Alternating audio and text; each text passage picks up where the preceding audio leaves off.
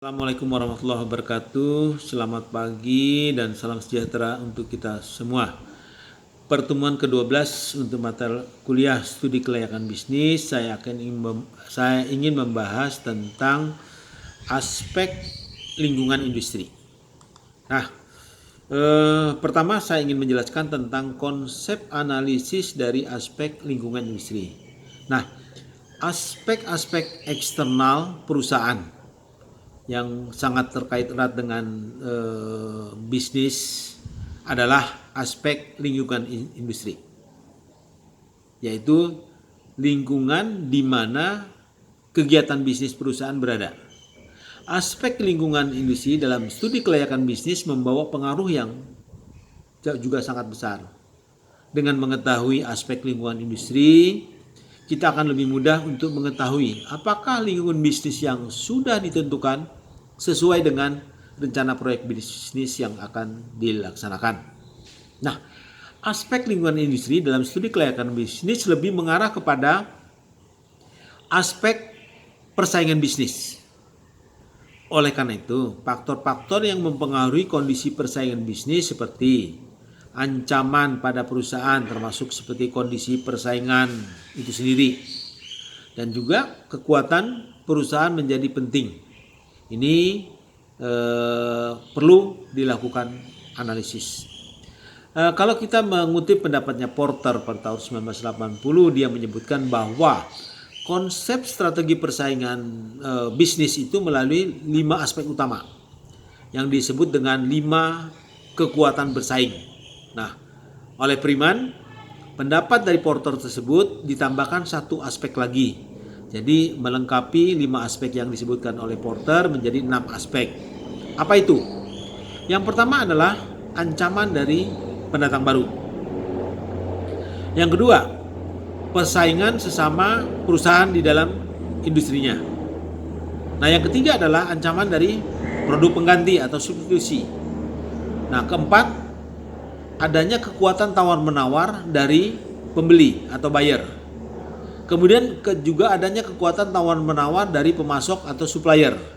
Nah, yang terakhir adalah pengaruh kekuatan pemangku kepentingan yang lain atau stakeholders. Nah, kemudian aspek yang ini juga perlu penting adalah bagaimana terkait dengan faktor-faktor persaingan bisnis. Yang pertama tadi, masuknya pendatang baru. Nah, biasanya kemunculan perusahaan bisnis pendatang baru ini berarti juga bertambahnya kompetitor.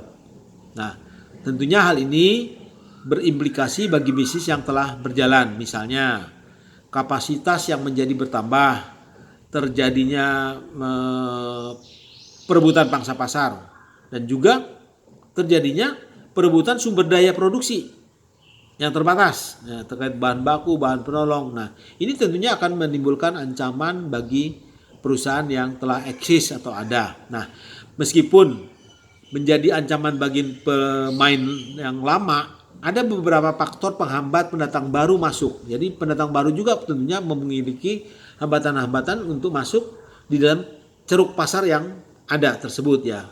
Jadi dia juga sebagai ancaman, tapi dia juga mempunyai hambatan terkait dengan skala ekonomi, biaya produksi per unit yang tinggi jika baru memulai produksi biasanya ya. Nah, apalagi kalau perusahaannya dalam skala kecil, nah ini tentunya akan repot bagi dia karena dalam rangka untuk memperbesar skala produksi dan efisiensi produk, nah tentunya dia harus membuat cost per unit ini menjadi lebih rendah.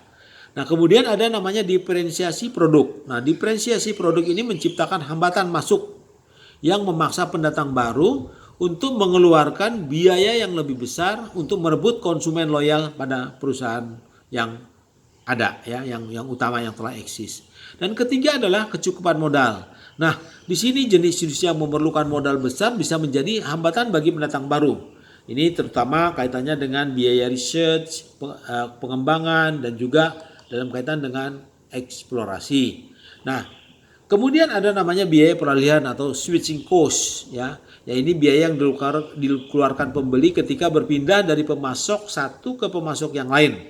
Nah, ini bisa seperti biaya pelatihan karyawan, biaya peralatan perlengkapan yang baru, kemudian juga desain ulang produk.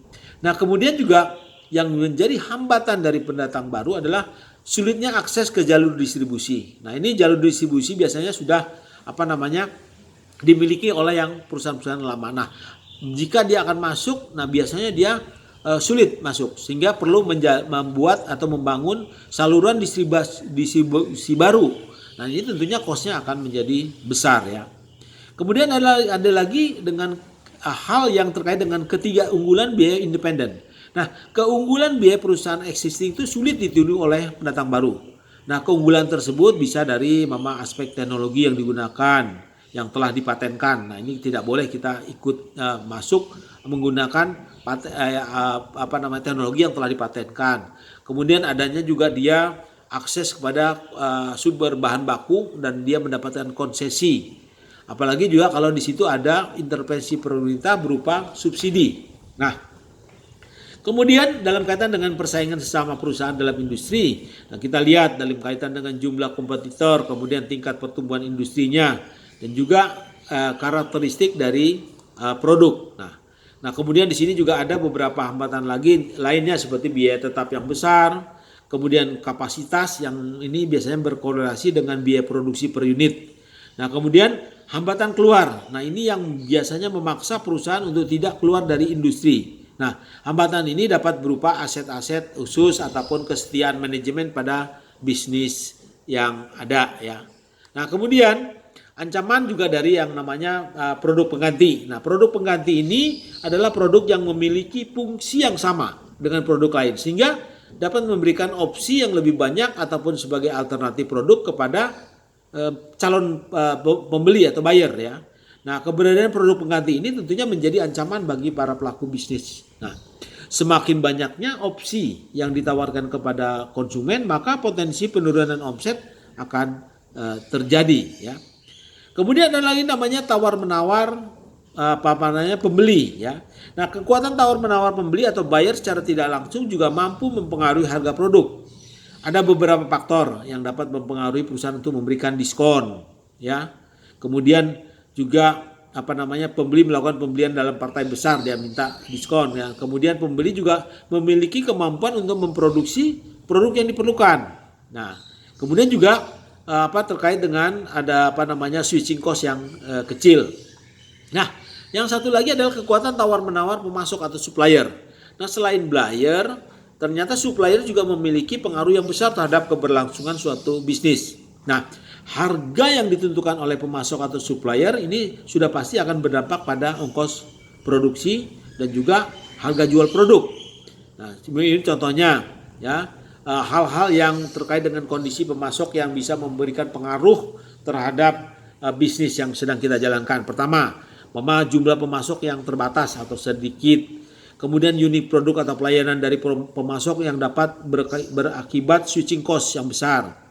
Kemudian tidak adanya produk substitusi kepada produk yang ditawarkan oleh pemasok. Kemudian kemampuan pemasok melakukan integrasi ke depan dan mengolah produk yang dihasilkan menjadi produk yang sama nanti yang juga diproduksi oleh kita. Nah, kemudian ada lagi pembelian produk dari pemasok yang hanya dalam jumlah yang kecil. Nah, kemudian ada lagi juga pengaruh dan kekuatan pemangku kepentingan yang lainnya. Nah, ini banyak pihak-pihak eksternal yang bisa berpengaruh kepada bisnis yang sedang kita jalankan. Nah, apa implikasi dari aspek lingkungan ini kepada studi kelayakan bisnis? Yang tentunya pertama, bagaimana situasi dan kondisi ancaman bagi masuknya pendatang baru ini jika rencana proyek bisnis yang sedang dikaji kelayakannya ini menjadi merupakan pendatang baru, maka nanti perlu mengetahui kekuatan atau kelemahan dari bagaimana kita bisa masuk ke industri tersebut. Kemudian bagaimana situasi persaingan, kemudian ancaman dari produk pengganti. Nah, kemudian juga dalam kaitan tadi dengan pembeli yang mempunyai kekuatan, kemudian juga supplier. Nah, di samping itu tentunya dianalisis pengaruh pemangku kepentingan lainnya, terutama bagi perusahaan yang sedang diuji kelayakan bisnisnya. Demikian, wabillahi taufiq wa hidayah. Wassalamualaikum warahmatullahi wabarakatuh.